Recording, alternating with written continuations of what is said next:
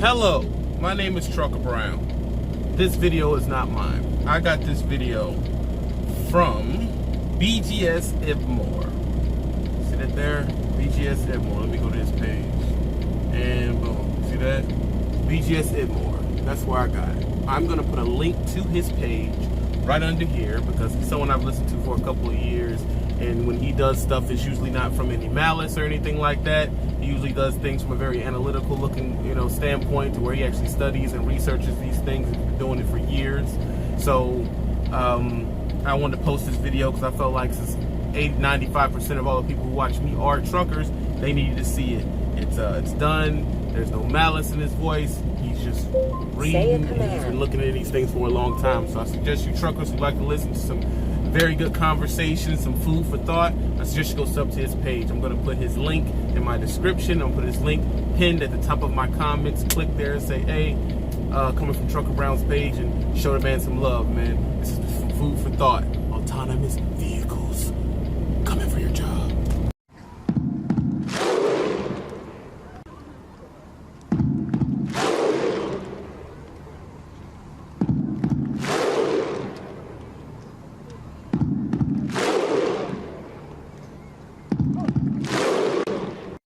All right, you squares.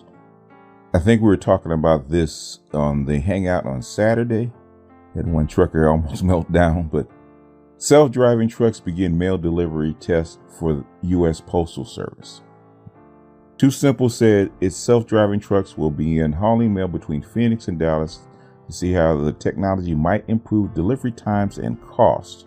The U.S. Postal Service on Tuesday started a 2-week test transporting mail across 3 southern states using self-driving trucks, a step toward the effort to commercialize autonomous vehicle technology for hauling freight. San Diego-based startup Too Simple said its self-driving trucks will begin hauling mail between UPS facilities in Phoenix and Dallas to see how the nascent technology might improve delivery times and costs. A safety driver will sit behind the wheel to intervene if necessary, and an engineer will ride in the passenger seat. If successful, it would mark an achievement for the autonomous driving industry and a possible solution to the driver shortage and regulatory constraints faced by freight haulers across the country. The pilot program involves 5 round trips, each totaling more than 2,100 miles, or about 45 hours of driving. It is unclear whether self-driving mail delivery will continue after the 2-week pilot. The work with Too Simple is our first initiative in autonomous long-haul transportation, UPS spokesman Ken Frum said. We are conducting research and testing as part of our efforts to operate a future class of vehicles which will incorporate new technology. Too Simple and the UPS declined to disclose the cost of the program, but Frum said no tax dollars were used, and the agency relies on revenue from sales of postage and other products. Too Simple has raised $178 million in private finances, including from chipmaker Nvidia and Chinese online media company Sinocorp. Can't get the Chinese out of the economy, can you? The trucks will travel on major interstates and pass through Arizona, New Mexico, and Texas. This run is really the sweet spot of how we believe autonomous trucks will be used, said Too Simple Chief Product Officer Chuck Price. These long runs are beyond the range of a single human driver, which means today, if they do this run, they have to figure out how to cover it with multiple drivers in the vehicle. The goal is to eliminate the need for a driver, freeing shippers and freight haulers from the constraints of a worsening driver shortage. The American Trucking Association estimates a shortage of as many as 174,500 drivers by 2024 due to an aging workforce and the difficulty of attracting younger drivers. A new safety law requiring truck drivers to electronically log their miles has further constrained how quickly and efficiently fleets can move goods.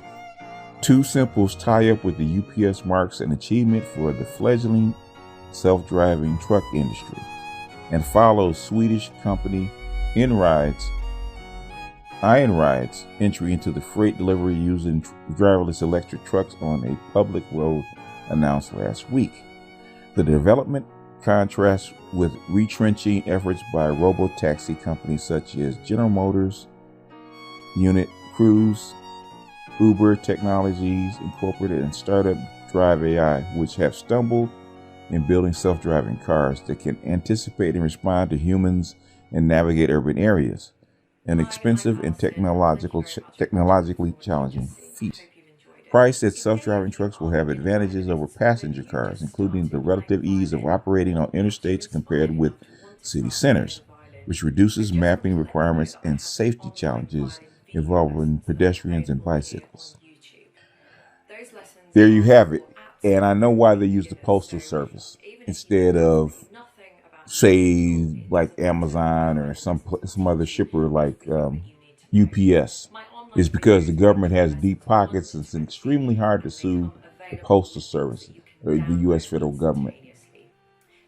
So I think there has been a couple of trucks that have already done this run. Don't quote me, but I do believe there's one. But if the Postal Service does it and they implement it and they take the risk, trust and believe there'll be more. So evidently this is too slow. Congress has been pushing for this, man, for the last 3 or 4 years for autonomous trucks.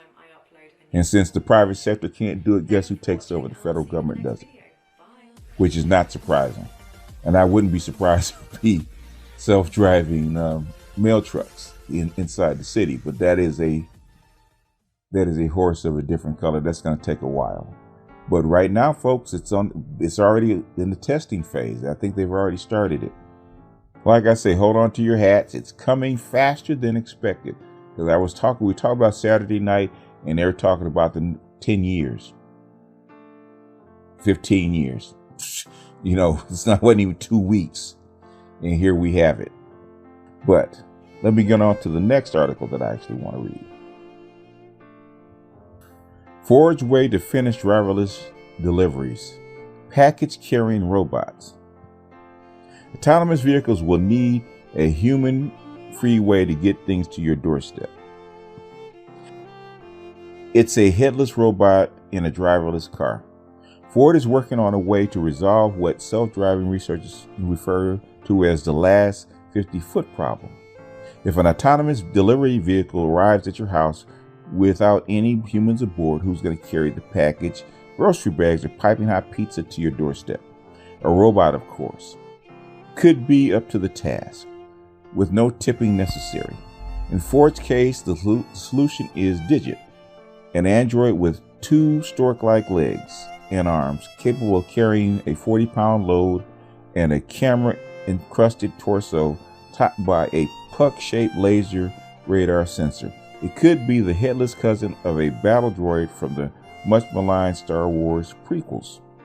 The business case for driverless delivery is even more compelling than robotaxis, and potentially easier to execute. For one thing, there's no need to worry about the safety of the human passengers, and the rise of online shopping has turned package delivery into a huge growth area. Just ask Amazon, which spent $27 billion on delivery costs last year. That's a hell of a lot of money. Jesus. Remove the human driver from the equation and delivery costs could plunge by 60% or more. The benefits could be in the billions.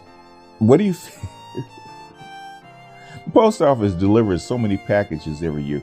What do you think if they combine the self-driving trucks and that kind of technology with this robot? Unbelievable. Ford would like to deploy Digit delivery robots as early as 2021. You don't hear me though. Alongside the planned introduction of its autonomous vehicle fleets to ferry people and packages around the clock. We're going to have an AV fleet out there, and my goal is to get robots to be able to be there and ready at the same time, said Greg Stevens, Director of Controls Automation in Ford's Research and Advanced Engineering. How real humans will react to this delivery android is the key part of Ford's research, which is just getting underway and will include real-world tests inside Ford factories and on the sidewalks of Dearborn, Michigan and Pittsburgh. Digit looks pretty friendly to me, Stevens said. The inoffensive appearance is going to be a key for people to be able to trust a robot. Digit was created by Agility Robotics, a startup with fewer than 30 people based in Albany, Oregon. Chief Technology Officer Jonathan Hurst. Fewer than 30 people. Black folks, how come we can't do this? Jonathan Hurst said he hasn't seen anyone react negatively when meeting Digit or a forebearer that lacked a torso and was simply a pair of piston-like legs attached to a motorized midsection. The robots have been allowed out on the town. A lot of people ask us, could this be perceived as creepy? There is a small subset of people who stay far back, he said, and whip out their smartphones and start taking video. While the design is likely to evolve, Hurst doesn't see a need to give Ford's delivery robot a head. In fact, he wonders if that might freak people out more. If it looks very close to our animal or human but is not quite there, then immediately people are revolted by it. And we didn't physically need a head up there for our current perception needs. Others are tinkering with delivery robots, not all of which are humanoid. Anybotics and German auto parts giant Continental demonstrated a robotic delivery dog concept in the Consumer Electronics Show this year. Segway has shown a rolling delivery service that looks like a mobile office copier. And FedEx is using a boxy rolling bot that can climb stairs and carry up to 100 pounds. Starship robots, which look like squat stormtroopers with 6 wheels, are deployed in several cities around the world, according to the startup based in San Francisco and Estonia. And Postmates, which is researching autonomous grocery getting with Ford, has a cute delivery robot known as Serve with googly eyes like Pixar's WALL-E, along with 4 oversized wheels. You had to know this was coming. You had to know this was coming. Ford is worried that the wheeled robot couriers would be blocked by front porch steps found outside most homes in America. Digit, by comparison, can climb steps and raise its arms to catch itself and fall. Its tiny feet, soled in corrugated rubber, can traverse concrete, glass, wood, and gravel. Ford's decision to go with 2 legs instead of wheels came with help from researchers at the University of Michigan. Our world is designed for bipedals, us, Stephen said. So there's an inherent attractiveness to a bipedal robot. Another advantage is Digit's lightweight design. Rather than outfitted with a full array of sensors, processors, which pushed its bulk past 100 pounds, Digit gets most of its computing power from Ford's self-driving vehicle. The same sensors will allow the autonomous car to navigate. Will be used to scan the path to the door and beam the route to the robot. Once Digit has left the package on the porch or handed it to the recipient, it walks back to the delivery van, folds itself into a compact square, and slides into a drawer that serves as a docking station. The process looks like something out of the Transformers movie. The suburban porch scenario up the garden path to the front door, Stevens puts it, won't be the only use case. Ford and Agility plan to test urban scenarios that involve gaining access to apartment buildings without the help of a doorman. That's where the Amazon locks come in. At first, however, there will be a role for human helpers. We're not going to be deploying them by the thousands and replacing people who do the job right away, Hurst said. But Ford, which specializes in commercial vehicles, driverless delivery has a huge potential. The automaker has pegged the potential value of the market for robot ride-hailing and driverless delivery at $332 billion. The business opportunity is large. Stephen said, robots are going to be necessary. All right, you squares, read it and weep. I'm going to put the articles in the description. They're very, very interesting. Like I say, they say 2021, they're going to start deploying this. So by 2025 is the goal. In Los Angeles, they want to have self-driving cars by 2025. If 2021 is the goal for Ford, they're getting ready. Y'all got 6 years to do what you do. Truckers, I told you, you had till 2025 to get your shit together and figure out what you're going to do.